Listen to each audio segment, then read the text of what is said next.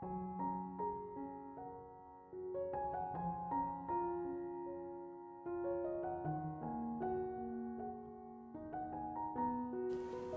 Ibu, saudara-saudari, adik-adik kaum muda yang terkasih, Shalom, berkah dalam, piye kabare. Semoga Anda semua tetap sehat penuh dengan sukacita. Kembali pada hari ini, saya mengajak Anda untuk mendengarkan dan merenungkan sabda Tuhan pada peringatan wajib Santa Perawan Maria berduka cita. Mari kita siapkan hati kita. Tuhan sertamu dan sertamu juga. Inilah Injil Yesus Kristus menurut Santo Lukas. Dimuliakanlah Tuhan. Ketika Maria dan Yusuf mempersembahkan anak Yesus di bait suci, mereka amat heran mendengar pernyataan Simeon tentang anak Yesus. Lalu Simeon memberkati mereka dan berkata kepada Maria, "Sesungguhnya, anak ini ditentukan untuk menjatuhkan atau membangkitkan banyak orang Israel dan untuk menjadi suatu tanda yang menimbulkan perbantahan. Dan suatu pedang akan menembus jiwamu sendiri, supaya menjadi nyata pikiran hati banyak orang." Demikianlah sabda Tuhan. Bapak, Ibu, saudara-saudari, adik-adik kaum muda yang terkasih, hari ini kita memperingati Santa Perawan Maria berduka cita. Sekali lagi, banyak pengalaman-pengalaman atau kualitas-kualitas hidup dari Santa Perawan Maria yang harus menjadi milik kita dalam kehidupan ini. Maria menerima kabar sukacita. Dia berjalan bersama Tuhan sambil merenungkan apa yang akan terjadi. Dia menyimpan segala perkara itu di dalam hatinya. Dan dia merenungkan apa yang menjadi kemauan Tuhan bagi hidupnya. Kita juga punya pengalaman-pengalaman baik kegembiraan maupun penderitaan. Apakah kita juga punya waktu untuk merenungkan apa yang menjadi kehendak Tuhan di balik setiap peristiwa yang terjadi dalam kehidupan kita?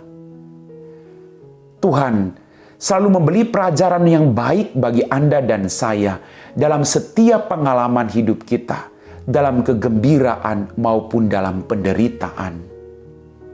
Hari ini kita merayakan peringatan wajib Santa Perawan Maria berduka cita. Maria tidak hanya sekedar menerima kabar sukacita, tapi Maria setia mengikuti Yesus sebagai muridnya yang pertama sampai di bawah kaki salib Tuhan Yesus sendiri. Maria tidak lari, tapi dia menemani putranya dalam keadaan penderitaannya. Maukah kita juga menemani orang-orang yang kita kasihi, orang tua kita, yang kadang semakin hari semakin tua, atau suami atau istri kita yang sedang sakit? Maukah kita menemani mereka pada saat mereka mengalami kesulitan, penderitaan, sakit, dan penyakit?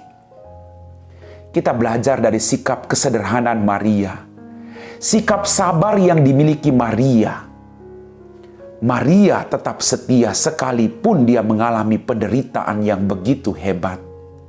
Dia percaya akan rencana Allah dalam hidupnya. Apakah kita juga percaya akan rancangan Tuhan dalam hidup kita? Bahwa rancangan Tuhan bukanlah rancangan kecelakaan, tapi rancangan damai sejahtera. Mari Bapak Ibu, kita gali pengalaman duka cita yang kita miliki. Kita melihat apa yang menjadi kehendak Tuhan. Kita belajar menjadi orang-orang sabar. Kita belajar menjadi orang-orang yang menerima itu dengan kegembiraan. Lalu menjalani itu tidak sendirian, tapi bersama-sama dengan Tuhan. Maka pengalaman duka cita pun akan menjadi berkat bagi Anda dan saya, serta orang-orang yang kita jumpai dalam kehidupan kita. Amin. Bapak, Ibu, saudara-saudari, adik-adikku yang terkasih, kita telah diteguhkan oleh firman Tuhan. Mari kita siapkan hati kita untuk berdoa. Dalam nama Bapa dan Putra dan Roh Kudus. Amin. Ya Tuhan Allah Bapa kami dalam kerajaan surga, Terima kasih Tuhan atas rahmat demi rahmat yang masih Engkau berikan kepada kami. Ampuni dosa dan kesalahan kami. Tuhan, pada kesempatan ini kami berdoa bagi mereka semua yang mengalami kemalangan dalam hidup mereka, yang menderita sakit, yang sedang punya pergumulan yang berat. Kau dampingi mereka Tuhan. Kau berikan mereka harapan agar mereka mampu menyatukan segala penderitaan mereka dengan penderitaan-Mu sendiri. Berkatilah kaum muda kami di mana saja mereka berada, agar mereka juga setia memikul salib hidup mereka. Jauhkan mereka dari keputusasaan. Kami puji Engkau Bapa, kini dan sepanjang segala masa. Amin. Tuhan sertamu dan sertamu juga. Semoga kita sekalian diberkati oleh Allah yang Maha Kuasa, Bapa dan Putra dan Roh Kudus. Amin.